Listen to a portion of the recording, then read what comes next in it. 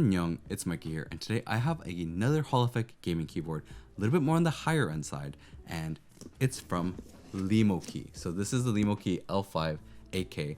Thank you again, Lemokey, for sending me this out. So we're gonna have to really go and see how does this board perform, how is the software, and of course compare with a lot of the other boards out there. So let's go straight into the unboxing, and please make sure to like and subscribe.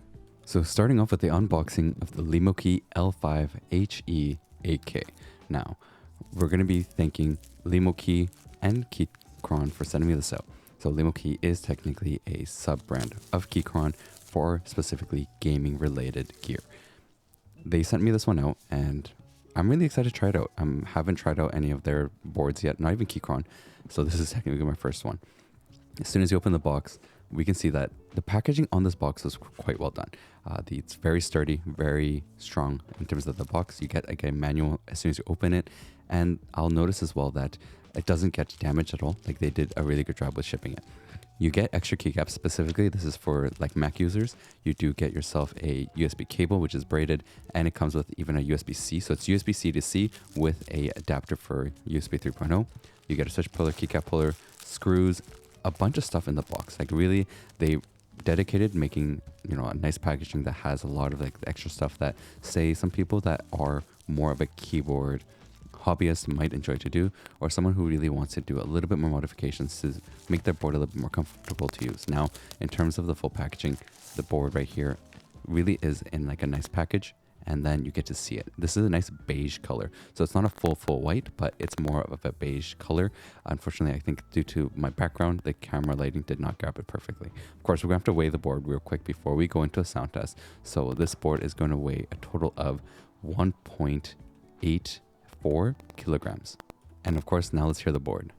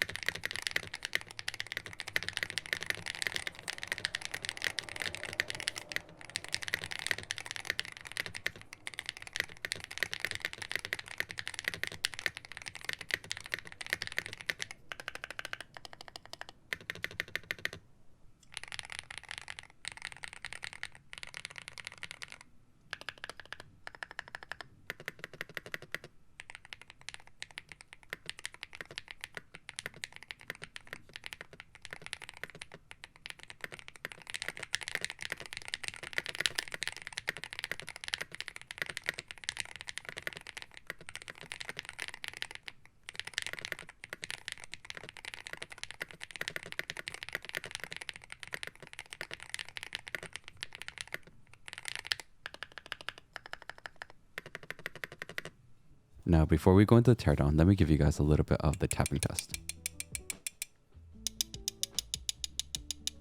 So that's so you can hear the case and how the materials of it. So it is an aluminum case, and you can hear like the tapping with metal to metal. Now, as soon as we remove out the keycaps, we can see here that this is a non-flex cup board, and it is with a steel plate. So this is going to be a steel plate board with their new switches. So this is Lemokey's own switch, which I'm really excited to see. It did sound really nice in terms of the sound test, I thought. Now, I'm trying to look for the screws in this, so I wasn't sure where it was going to be located. Usually, like a lot of boards like this is usually on the bottom. Turns out that's not the case. It's actually going to be underneath keycaps, and it's actually screwed straight in with the plate and the PCB together into the back, like the bottom case. So where you can find these specific screws is going to be the F2, F3, the F6, F7, F10, 11, bottom left control, space bar, and the bottom right arrow keys. So those are the screws you have to remove to get this board out. I think they did this to have a more of a clean look to the whole build, which I did appreciate. And you have to remove the volume knob, of course. Make sure you do so you don't damage it. I've had times where I did. And interestingly enough, you can see there the data cable that's connected to the PCB for the USB port is actually vertical. A lot of times these are actually like sideways, and then you have to plug it in sideways. This one is vertical, which is a bit different. Now, I was wondering if these come together or like was it actually screwed in, but the PCB and the actual top case is not screwed in together. So I wasn't sure. I was wondering, is it screwed? And I was trying to figure out like where can I find the screws that are keeping it a hold. And what I realized after, you know, working around with it and trying to play around with it is you just have to push it out and it'll actually come out. Because as you can see here, one of the sides is coming out pretty easily. So as you can see, just push it off and it comes off. Now, one thing I noticed is that the top plate of the case is actually quite thick. It's going to be on the 7.8 millimeters for the actual top to bottom width. The side width is going to be about 9 millimeters in terms of that. And I think the quality of this case is really nice. I was quite impressed with how it feels, and in terms of the whole material and the build quality of it, this definitely feels like a much more higher end build. They actually even added some of the dampening there so that it would help with like the whole dampening of the board, and in terms of, you know, when it's pressed down on the PCB and into the case, which is really impressive. Like it feels like they've put in a lot of thought and, you know, in terms of how they wanted to make this board and make sure that it felt like a more premium build. This is something I can definitely feel in my hands, and really could notice that like they did put a lot of work. Now you can see that there's going to be like those holes, so there's little adapters you can do. You can add some nubs in as well, so you can change out instead of the socks on the edges there where it is gasket mounted. So they do have those areas available as well, so that you can modify it however you'd like to. These are the nice things that are extra that they put into this. Most boards out there that are Hall effect, like even on the, I would say, mid-range side, don't really do that. Now the board and PCB are both 1.6, though I'm really curious if that PCB is 1.6, because it looked like it was a bit thicker than the PC, like the plate, so the steel plate, but they're both 1.6. So I don't know, maybe my eyes playing tricks on me, but it just looked like it was a little bit thicker. Now, in terms of the plate, the stabilizers, it is a plate mounted stabilizer. My apologies if it's a bit hard to catch there in the lighting, because it's black steel plate with a black stabilizer is really hard to see.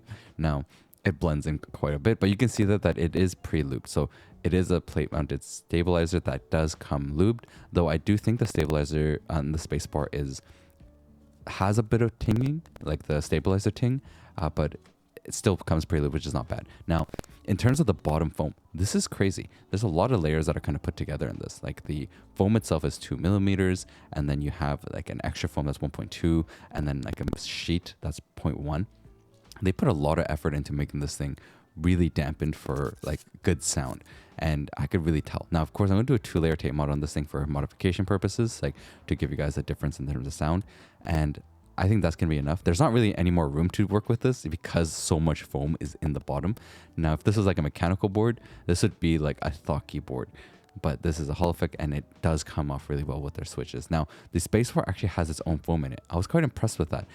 That's not something a lot of companies do. I haven't seen anyone do that yet, and they actually provided that foam inside, so I don't have to put tape in there.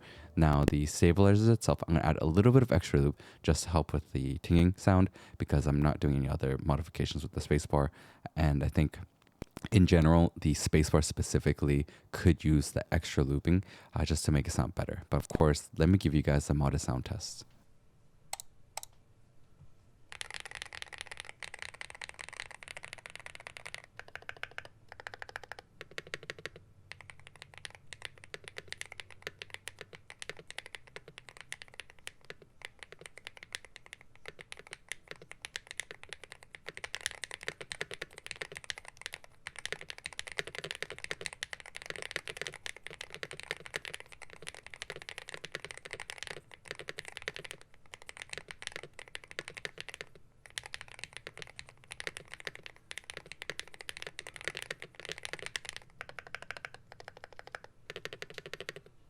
Now we've done the unboxing, we've done the like looping sound test and everything, and like modifications that I would suggest with this. Now, do I think this needs to be modded? You don't actually have to if you lube the switches. So not lubing the switches doesn't sound really that great. I mean, it's okay, right? For a non-loop stock switch, like Hall effect switch, they're not bad. I gotta admit, they're not bad, but it still needs to be lubed to actually be like a lot better. I think once you do lube it, it does sound much nicer. Like this board sounds actually really decent. I was quite surprised with that, honestly. Especially when it's not like the usual Hall effect switches that I've tried. This one was their own, and yeah, it sounds actually really decent once you lube it. And modifying it just helps a little bit more. So do you have to modify, like do the modifications I did? No. But should you lube the switches? Why do I keep mispronouncing that?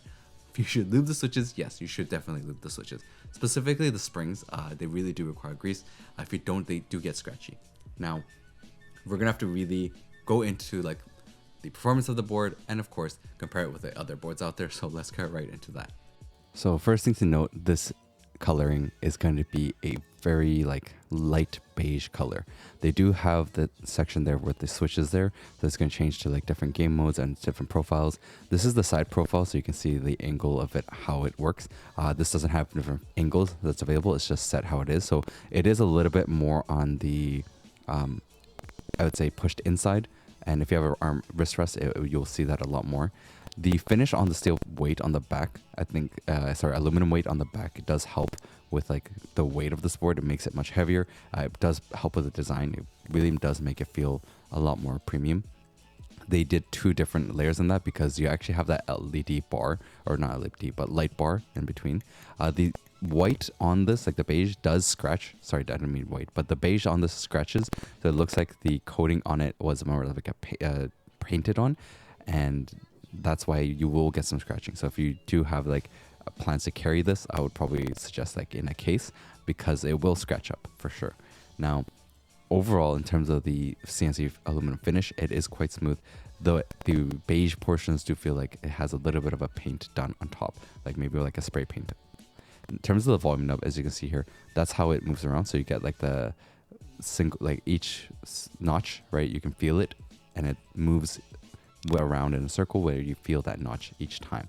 It has a USB-C port on the left side, so not in the middle. I know some people aren't gonna like that, but it is on the left side, and that will allow you to switch from like the different modes and then all the way up to like the gaming mode that has the, you know, different profile that you're gonna set up, which we'll go into more in the software. Overall, I'm quite impressed with this board. It feels great to type on. I was quite surprised with how it felt with that. It doesn't feel like I'm typing just on one of those like really horrible holoflex switches, but it feels like a holoflex switch that was really worked on a lot. And in terms of just typing with it, you will feel that it is nice to type on. I know that some holoflex boards is okay to game on, but then when you start typing on it, I definitely feel like it's not perfect for typing. I do like the design of the 75% is one of my favorite layouts. In terms of gaming with it, it was nice. I was having no issues with it, but of course I'll have to go into that in the actual gaming footage that we have. But overall, this whole board has a nice premium feel to it. The board doesn't have a lot of flex though, so you're not going to get a lot of flexing. And as you saw, like 1.6 and all that dampening really will not give you that flex when you're pushing into it. And you will have a little bit more of a stiff feel with this board in terms of the typing and gaming. I really do want to show you guys the switch though, so let me show you that. So going right into it, this is the Lemokey's own holoflex switch. So they made their own holoflex switch for this board and their holoflex gaming boards. And it is a box stem switch with a light diffuser. I found that the switch is actually really smooth. Especially once you lube it. The springs, as I was mentioning, definitely do have a bit of a scratchiness to it, but once it's greased up, I felt like no scratching. You get no step mobile on this thing pretty much. I was quite impressed with that. The way that they designed this box stem, you're getting like no step mobile. My apologies that it was not focusing properly right there, but as you can see, you're not getting like any stem mobile. And even when like with the keycaps on, you can see there's like no movement. This is really well done. I know that there are people out there that hate the stem wobbling, but this thing doesn't have that. And these are north-facing lights, so everything will have to face north. Now, of course, the backlighting test. How bright is the board? Now, the board itself and the switches are decently bright. I think specifically due to how the keycaps are, and there's like no light that can come through. It doesn't look as bright, but the switch itself is quite bright. Now, if you can notice here on the camera, the lighting on the top end is that LED, like the RGB strip that it has, and it is quite bright. You will actually see that lighting up a lot, and you will see it on your desk specifically. I actually took a while to notice it because I don't really look at the lighting, and it is really, really bright. I was quite surprised to see how bright it was. In terms of the color accuracy, due to the light diffuser, you're actually getting a very accurate color display for sure. The brightness levels, you can play around with it. Their function keys for the brightness is a little bit different. The normal, where you would have like FN, plus sign, minus sign, is actually controlling the backlighting, like the strip in the back of the board. And then W key AS, like ED, is going to be what controls the actual lighting in terms of the backlighting of the keys. Very, very different. Something I was actually not expecting at all with this. And that's because the standard is usually to have everything near the function key, but this one is like on the opposite side of the board. So that was interesting to actually see, and you have to really look into to figure it out myself. And hopefully, when you watch this video, it helps you guys as well. So overall, really good lighting on this, and anyone that likes their RGB on their gaming board will really enjoy this because you have a lot to work around with. Now, of course, we're gonna have to go into the actual software. So first, checking out the website, we can see how much is this board. This thing is a $210 board. That is not cheap. This is definitely going to be on the higher end of Hall of Fame gaming board pricing. Like I would say like reaching like Razer, Logitech levels. It's quite expensive. You do get the different choices though. You have many different colors, right? You do get ISO or ANSI, so you can choose between that. And ISO has many different versions for different languages, which is incredible to see.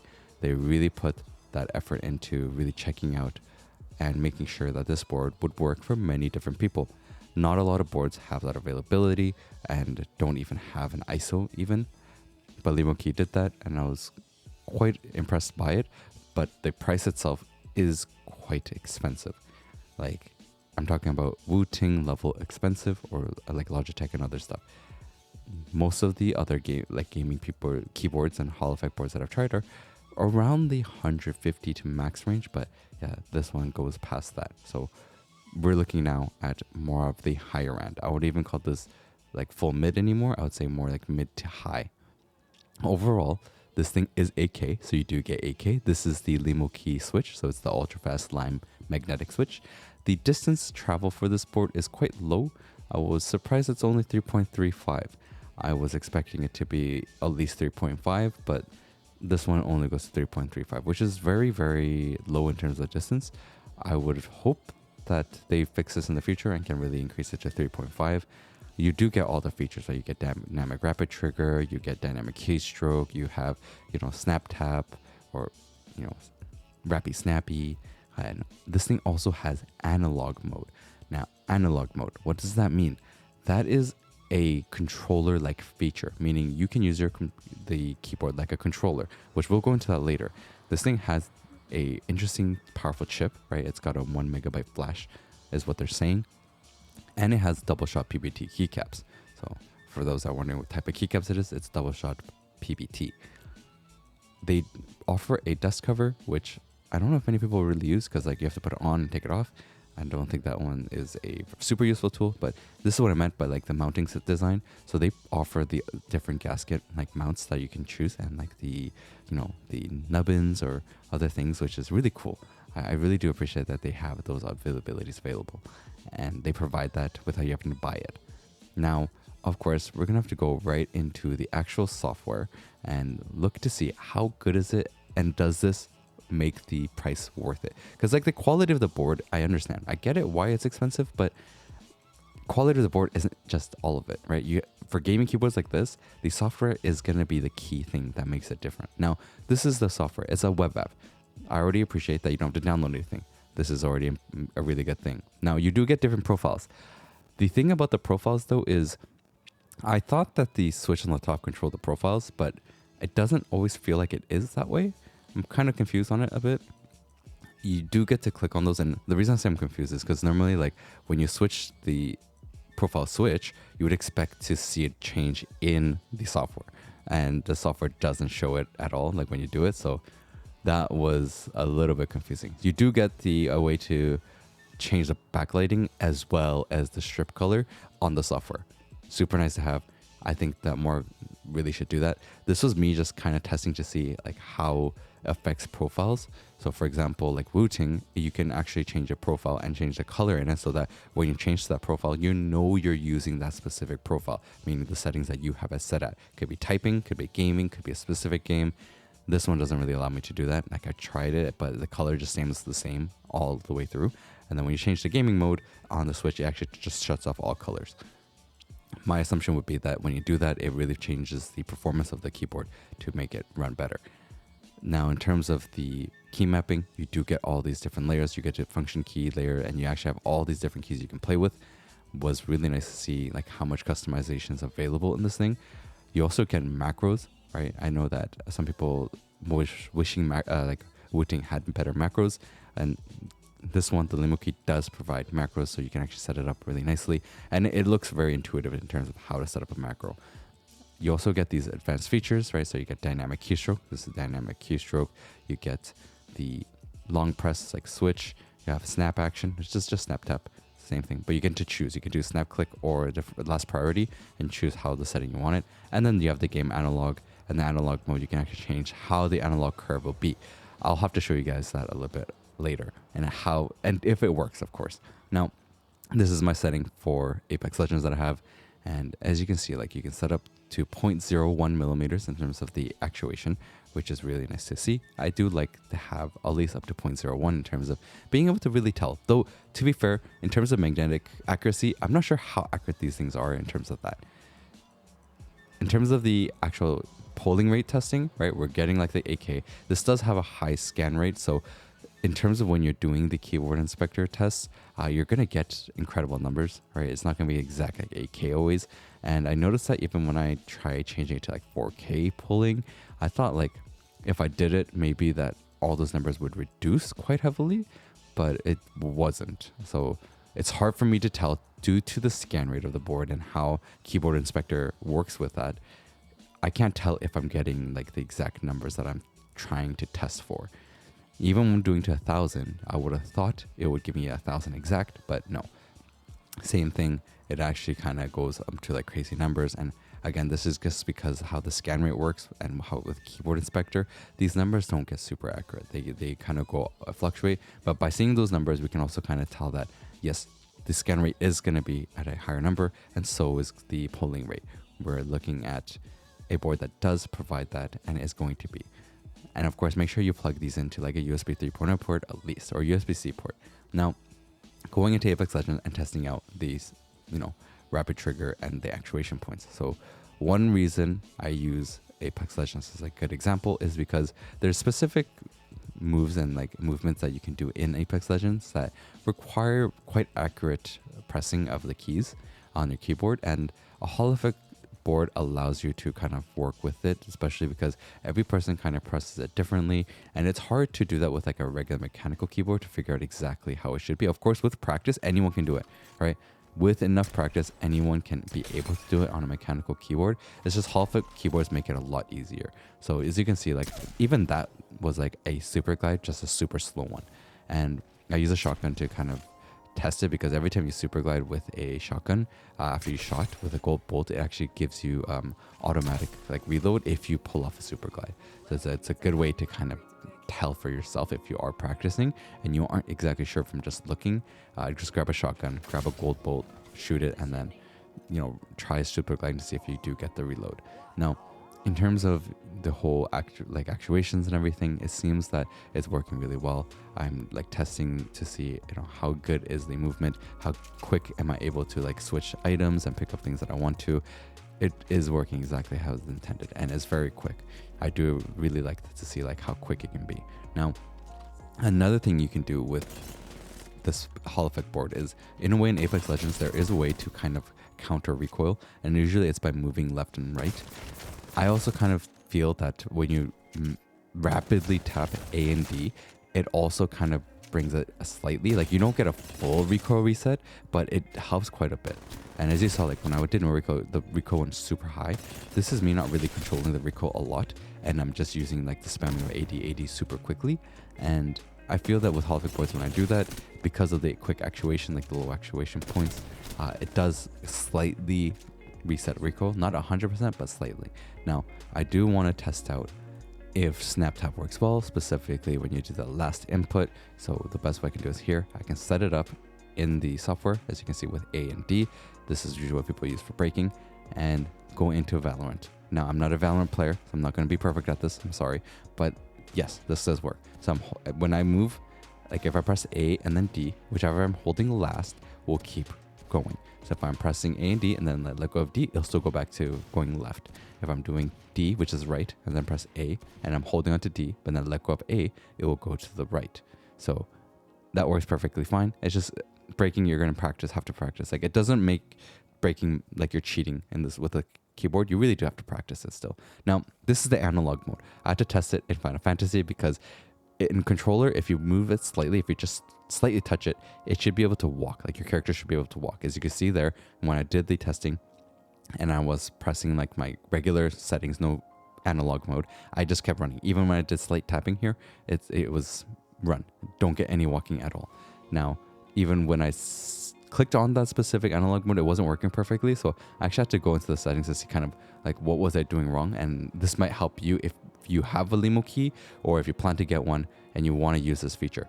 I do like this feature. It's like a really cool way to kind of do things. So the curved feature is something that I felt like wasn't working properly at the moment. Putting in the linear actually helped a lot. And then also turning off and on the Xbox mode really did help with that. So once you do that, go back in and you can see here my character is walking. So run when I hold it all the way down, and if I do a very light touch, my character starts walking. So that means analog mode is working perfectly for this. This is a really cool feature. Not a lot of keyboards actually have this for Hall effect boards. Now, of course, going straight into an actual game of Apex Legends. Now, before Apex Legends, you would have to land with people possibly. Now that with the new rank system, you actually don't get to land with anyone anymore. So the benefit of actually being able to pick up items super quickly in the beginning is no longer actually a big advantage anymore. Now it's still good because you can do quick armor swaps and stuff, which will be helpful. And by the way, just because you have a Hall effect gaming keyboard does not mean your aim is going to get any better. Look at me as a good example. I'm using a $200 keyboard and my aim ain't getting any better. I missed all those shots there, right? Just because you have the best like gear does not make you a much better player. With this though, I'm being able to like make quick things where I can quickly stow away my gun. I can quickly pull out a gun.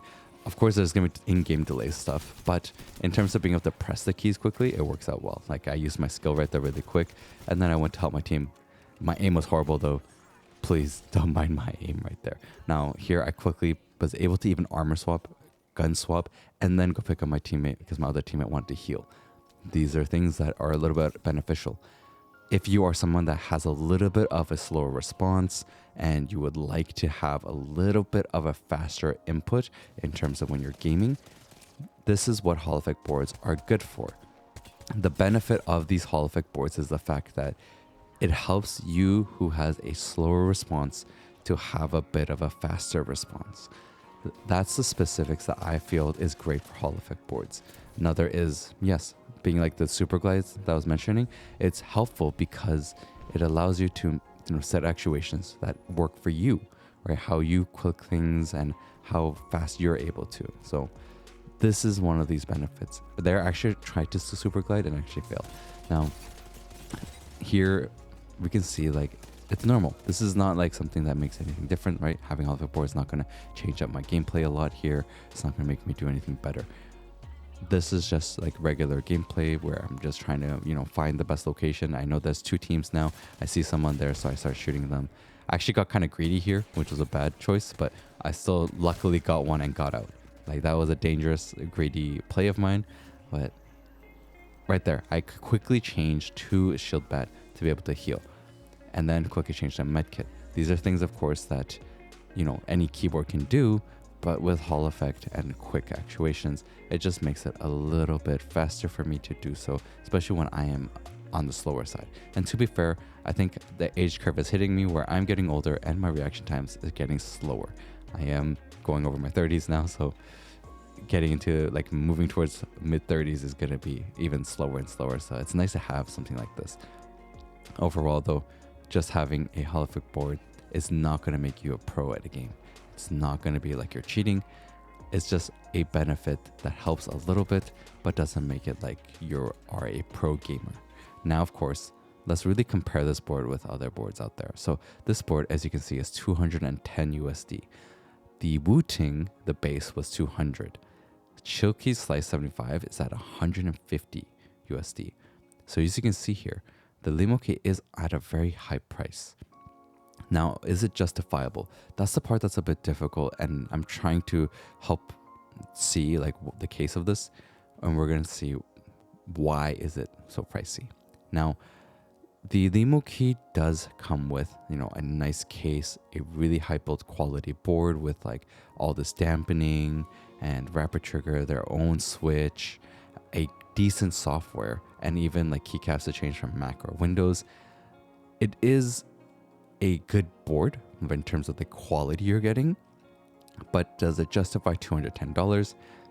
It's hard for me to fully justify it because like the Chilkey Slice 75 is a 75% board, same aluminum build. It's actually got a quick release case, and the case itself is a very high quality case. Like I would say comparatively with the Lemokey key case, they're at like the same level, right? Actually, I would say the Chilkey's cases might be a slightly better level. The Lemokey, right? Lemokey, the 68 Ultra, also had a very nice like case. I would say the build quality in that case was incredible. The thing is though, I think Lemokey's web app though is very comparable with the Wooting. The Wooting web app is probably one of like the best web apps I've tried, and the software. I know that not everyone likes it and there's complaints about it, but from my experience with trying out so many different boards, my experience is that the Wooting has the best software and a lot of support for it, especially in terms of listening to the community. With the Lemokey, the web app was well done. In terms of like the overall though, the Lemokey doesn't have as much customization available. You don't have a fan base like the Wooting does, which has like a lot of things available where you can change cases, switches, and many things. Lemokey is North Pole switches, so like the Gateron Jade Pro, things like that would work with this, like the TTC. So you do have switch options, but you don't have case options. You don't have like other modification options unless, Lemokey offers it themselves and then starts collaborating with other companies to do so. The Wooting just has a lot more available for it. I know it says 10 keyless, but I'll count that as more of like a 75 to 80%. The Chilkey is also in the same boat as the Lemokey, right? With the like not much customization available. It's in like North Pole switch, so like you can change out the switches, right? And the quality build is gonna have like equal value. But the web app I think on the Chilkeys is a little bit lacking comparatively to the Lemokey. I think Lemokey's web app definitely has a lot more going for it and a lot more modifications in terms of software customizations available, as well as the actual board in terms of the like analog feature is something that's really, really big, I think.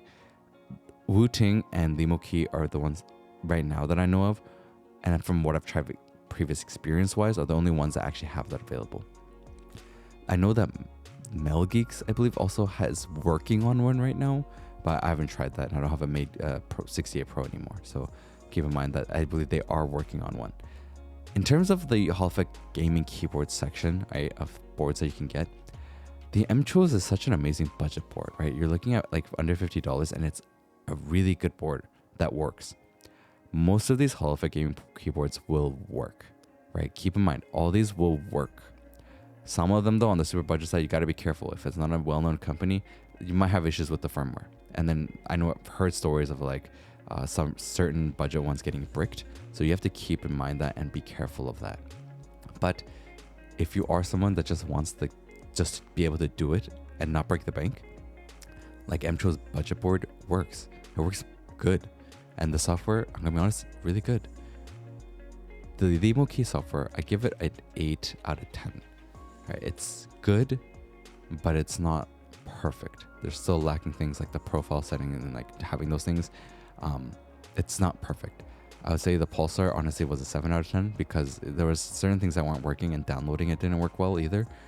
The Wooting, I gave it a 9 out of 10, and that's just because I feel that there's been a lot of work put into it, and it is quite easy to use and very, very customizable.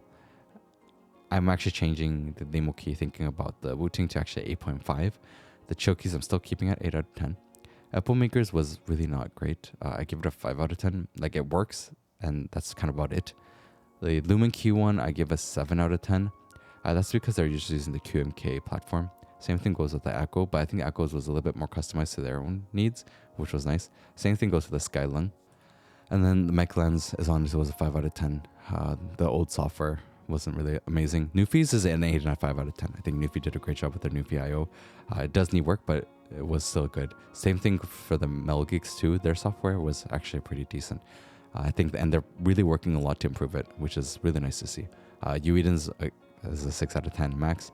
The Mons Geek, because it's been quite a while since I used it, it was a 6 out of 10. And the Mtro is 7 out of 10. It was very simple, but it worked really well. So this is kind of what you're looking at.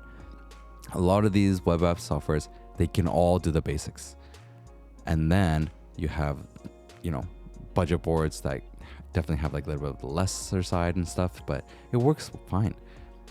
If you really want to go all the way out and get yourself like the best in terms of the support and customization and, simple use web apps, then Lemokey, Wooting, all these companies have done it really, really well.